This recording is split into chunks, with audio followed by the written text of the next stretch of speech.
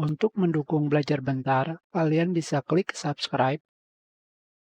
Halo, selamat datang di Belajar Bentar.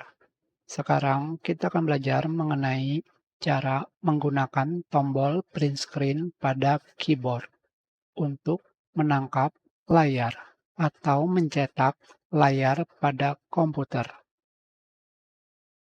Tombol print screen terdapat pada keyboard komputer, desktop, ataupun laptop. Biasanya ada di bagian atas. Sekarang, jika kalian menekan tombol tersebut,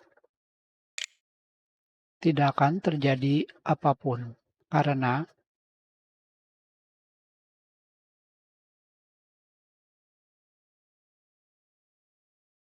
kalian harus melakukan paste.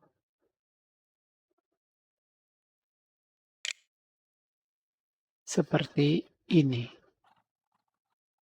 Kalian bisa melakukan paste ke aplikasi Paint atau ke Microsoft Word. Seperti ini. Tentu saja mungkin akan terlihat beda dengan apa yang kalian gunakan. Jika kalian menggunakan aplikasi pihak ketiga untuk melakukan print screen, tentu saja hasilnya akan berbeda.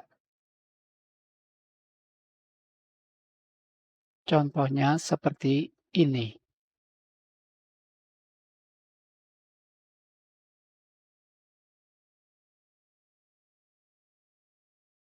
Kita sudahi pelajaran ini. Terima kasih.